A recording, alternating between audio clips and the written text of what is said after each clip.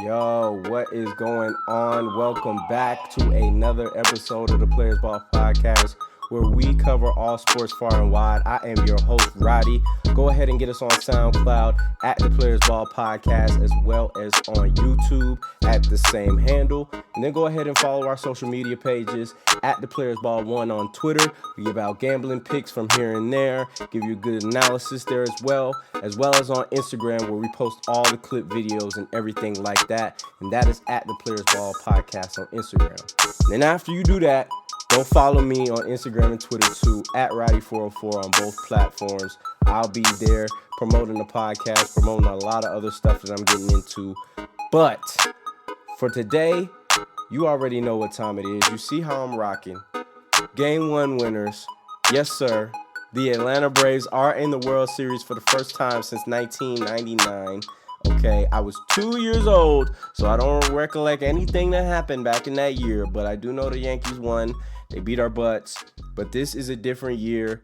It's a whole different team, obviously. And, man, this team looks like it's destined for greatness. And it's destined for something special. So, big win last night. We're going to keep it optimistic, that everything works out for us. Of course, seeing that our guy Charlie Morton went down, kind of tragically last night. But he pitched 16 pitches with a broken leg. So definitely warrior performance from Charlie, pitching against his old team in his third World Series in a row, dog. Like, that's just insane to me. So if you were following us on Twitter before, you saw that we put out Braves first 5 innings. They were going to win, and they did that. I had the thought that, look, this guy's pitching in his third World Series in a row. This kid, Framber Valdez, is a young kid, first World Series ever. I'm giving the advantage to the older guy, personally, but you see what happens. So shout out to the Braves again, man. We'll talk about them later in the show in the Big Three, but I know we've been neglecting the other sports because the NFL has been, the hottest topic, obviously what everybody's paying attention to, and obviously what y'all have been loving because we're getting a lot of views on our NFL videos. But basketball season is upon us too, so we will get into that. But let's go ahead and get into our news so we can get into everything that we've been missing for the past couple of weeks. All right, now that we cover the Braves, let's go to the NFL, like I was saying, and talk about the Chiefs. Now, personally, I said that the Chiefs are going to take a step back this year. I said it on Spaces and Twitter about in August, I think, just because the Chiefs have been playing with such a small margin of error. A lot of people haven't been noticing that it's a lot of occasions in the past 3 seasons where they could have been flat on their face. But obviously Mahomes came through, Kelsey came through, Hill came through. The defense held up just enough to get a stop or whatever or what have you. But this season is different, dog. I mean, it's really just not the same at all. The defense is way worse just because they haven't made any major improvements to it. I mean, they got Chris Jones, they got Tyrann Mathieu, who's a Hall of Famer. But other than that, it's just a bunch of guys. And obviously they are dealing with injuries just like every NFL team is. But, I mean, just to be honest with you, they just don't look like themselves, maybe. I wouldn't say they don't look good, but they don't look like themselves. And the issue is that Pat is looking for that home run ball again every play. He's not taking checkdowns. He's not taking the little crossing routes that he can get 5 to 6 yards off of. And he's going to have to learn how to do that kind of stuff. Because if he's not, these teams are going to just keep sitting in that too high shell, keep preventing the big play and, forcing Pat to just dot him up, which Pat can do, but he doesn't want to do it for some reason. So the Chiefs, they're in trouble, man. I don't think they're in trouble of missing the playoffs because I think they're really going to be a tough team to face and a tough team to, beat out once it gets later on into the season because they do have those good players who can get them over the hump.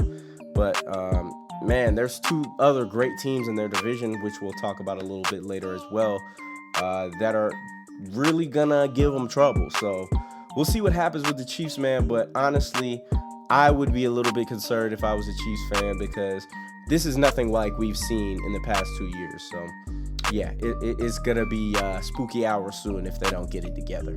But to move on to my team, the Saints finally gritted out a victory.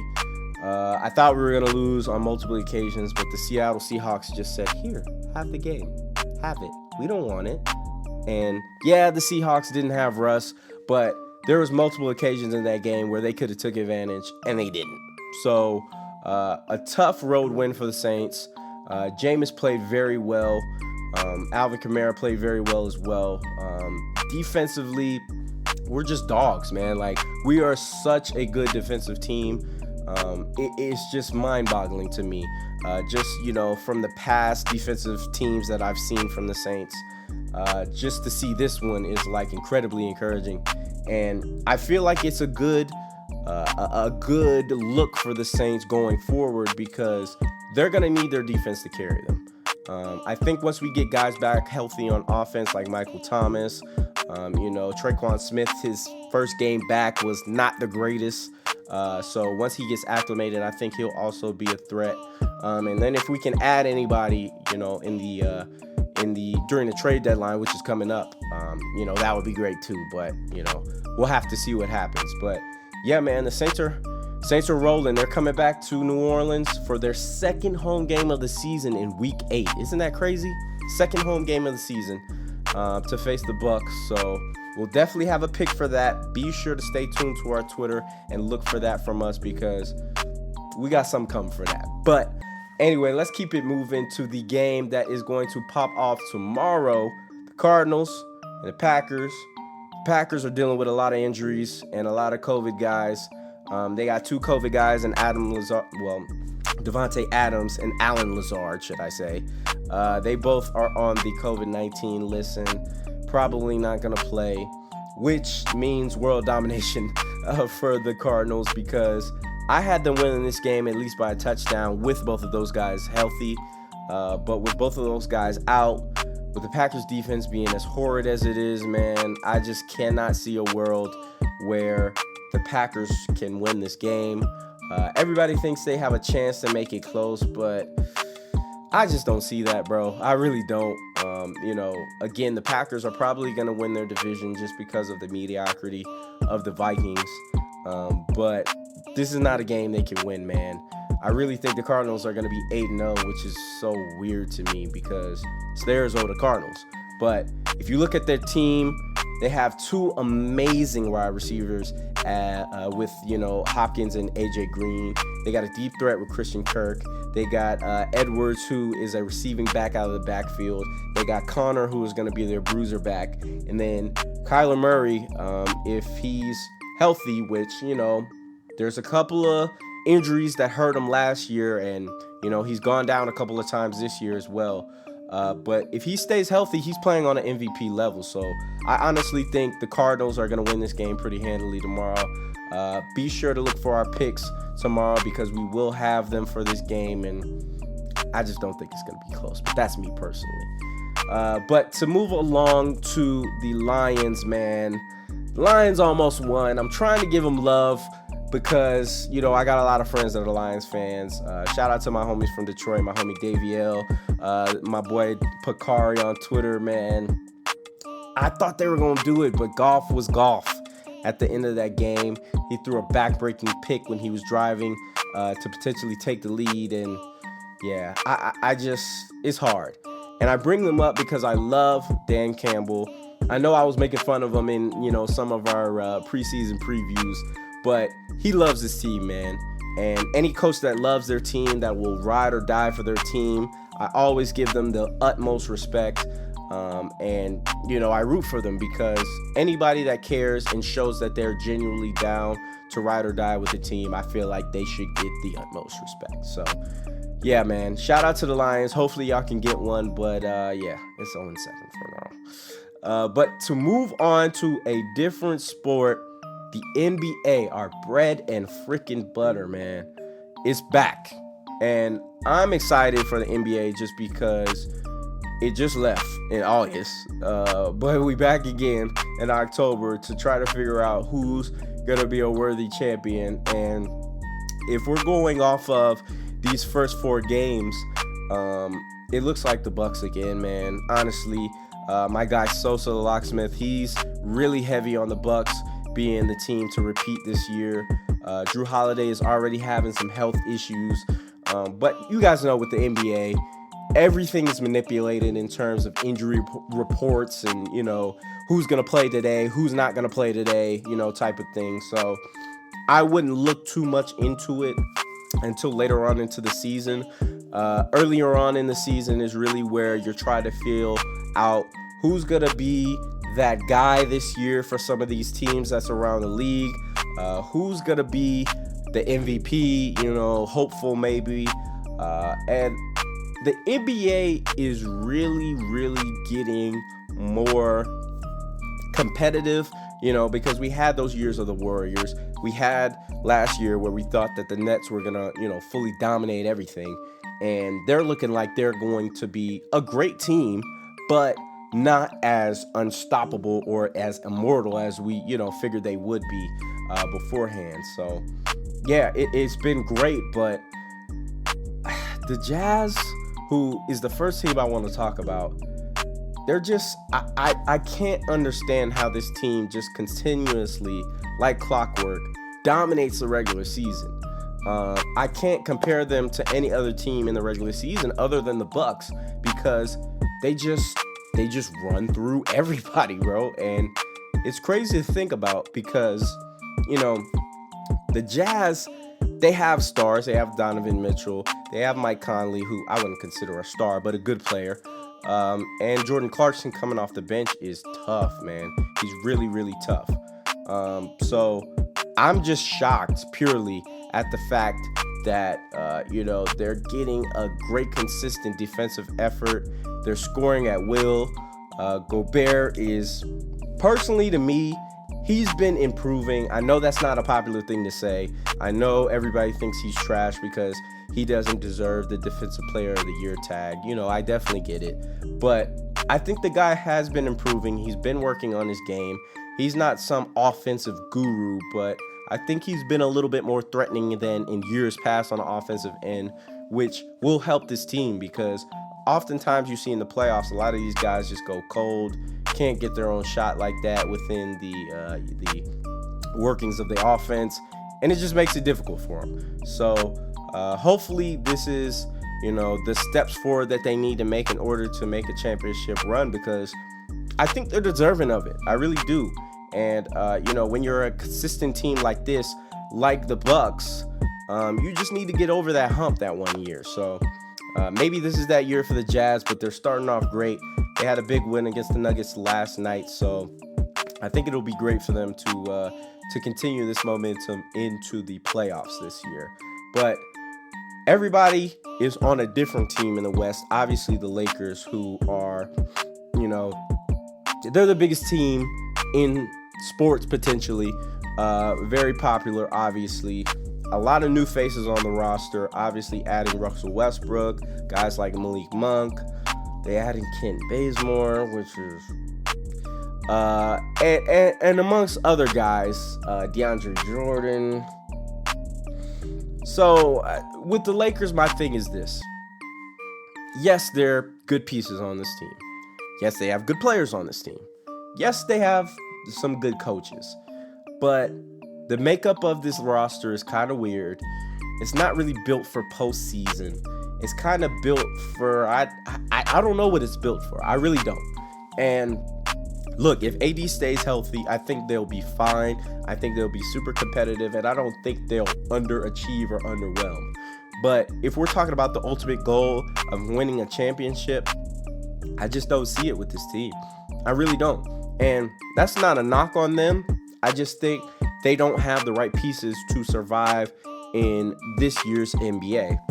Because a team like, the Suns can really come through and crush the buildings on them. Play good defense, spread the ball around, run, get some of these big men who the Lakers love playing in the troubled spots. Obviously they're not going to do that to AD, but I'm talking about more DeAndre Jordan and Dwight. So, look, man, I want Bron to win his fifth. I really do, but it's not looking good so far. Maybe they'll turn it around make some changes and, do what they need to do before the trade deadline. But for right now, it's not looking good.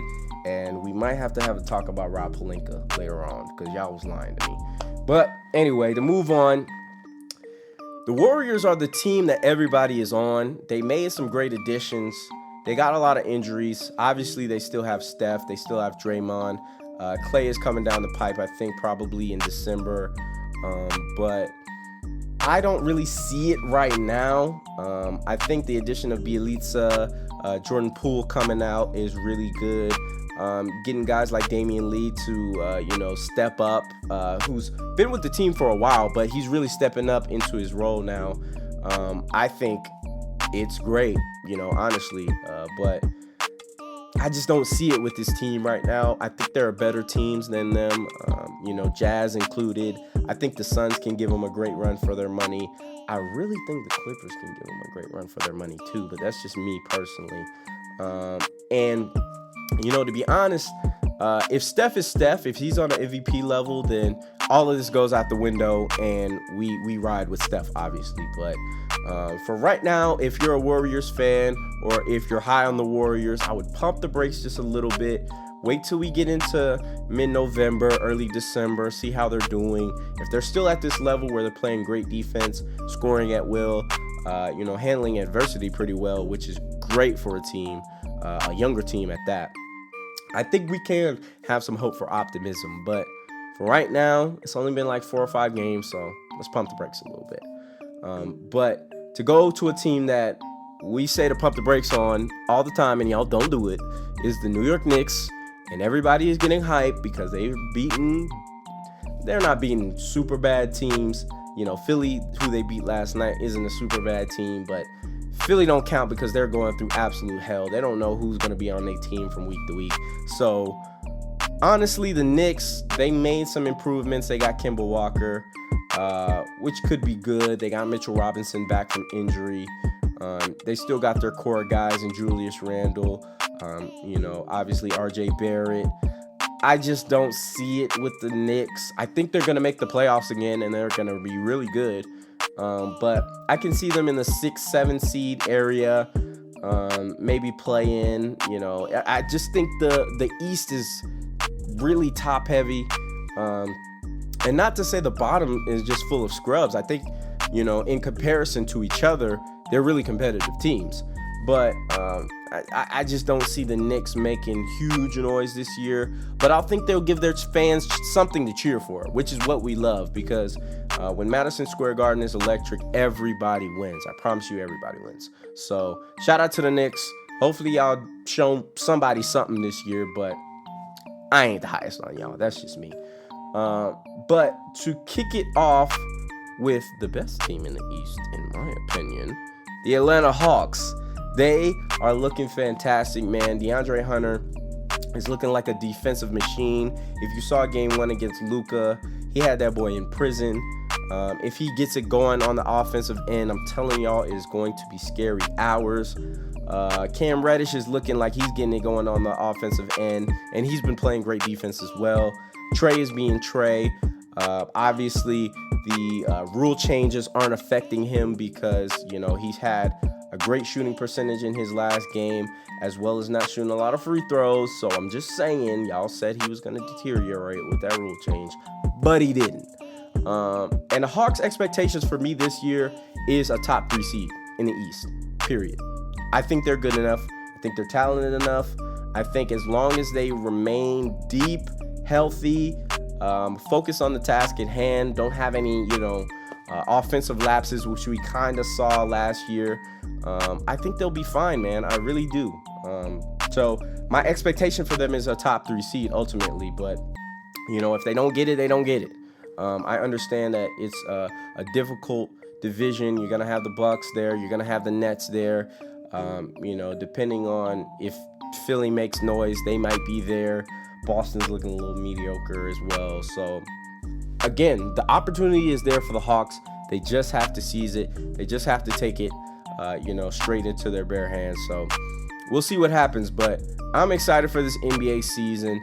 I can't give a prediction on who I think is going to be in the finals until like December. So Don't expect nothing solid from me on, who's going to be in the finals or the Eastern Conference Finals or Western Conference Finals or whatever. I'm going to make that determination later. But that will do it for our news segment. You already know what time it is. Let's go ahead and get into that big three. All right. You know what time it is. Let's get into that big three. We want to start with number one, my boy, Eddie Rosario. I mean, it couldn't be a better story, man. And just the story of the Braves this year in general. I know we went over a lot of the stuff that is happening currently, but this is a team who wasn't 500 until about mid-July, lost one of their postseason MVPs last year to a domestic violence incident. They also had their best player's knee turn into hamburger helper in June. And they also lost their ace in Mike Soroka for the entire season due to Achilles injury. And then they just lost Charlie Morton last night to a broken fibula, but still won the game. And this guy, Eddie Rosario, may be the mantelpiece of everything crazy that's going on with this team, how they've faced adversity and they've still been able to strive. I mean, this guy is hitting 476 in the postseason. 476. He's almost hitting the ball half the time he comes up to the plate. And it's just unreal. 14 hits against the Dodgers, the best team in baseball. He almost hit for the cycle in one game. This guy is crazy. And, he was injured at the time that we traded for him, which, caused it to be kind of okay, why are the Braves trading for him? But, I mean, man, this guy has been incredible. And I give him a lot of credit because he obviously is from Puerto Rico. We got all that technical stuff where technically Puerto Rico is part of the U.S., but technically it's not. It's still just to have a guy from another country, doesn't speak this language, come over and just dominate. I love seeing things like that. I love seeing, teams really come together and just stick to it without just folding. And if you guys saw, Jock Peterson's letter in the Players Tribune, please go and check that out because he said it simply, maybe we're getting lucky, maybe, we're getting fortunate or whatever. Or he said maybe we just the motherfuckers and we are going to get it done. And that's what I love to hear from Jock because this is a team who has literally been through it all this year. They went through a lot last year and almost made it to the World Series as well. So I think this is their year to finally get over that hump. But Eddie Rosario, if I was not mentioning his name, I would be doing y'all a disservice because that man has been balling.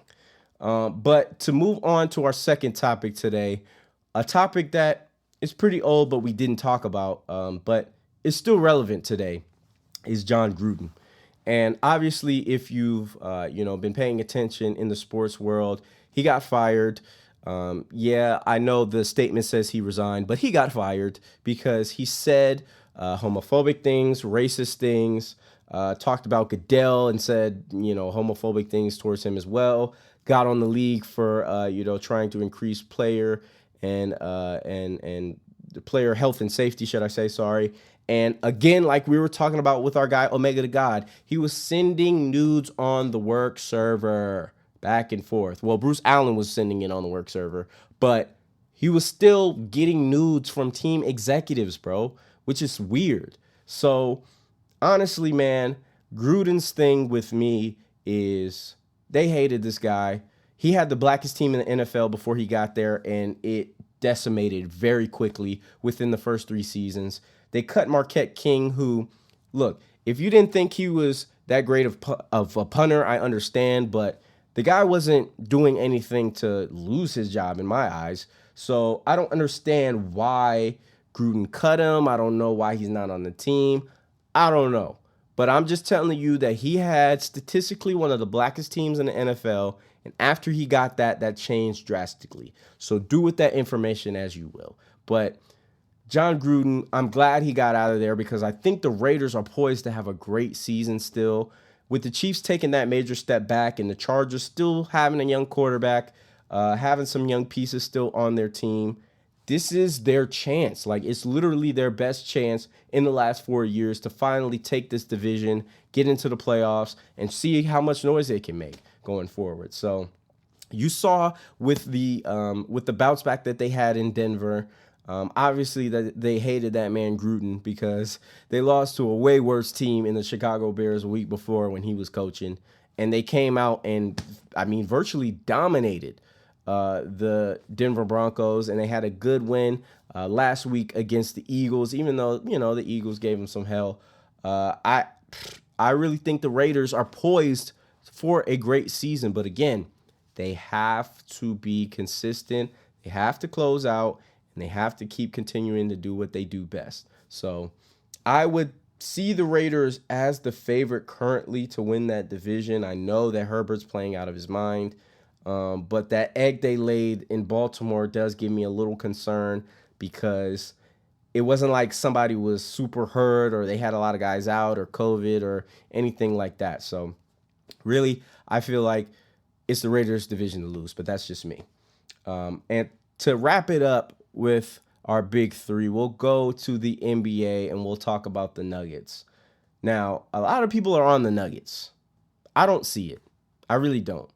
A lot of people have this team potentially winning the West, which, no.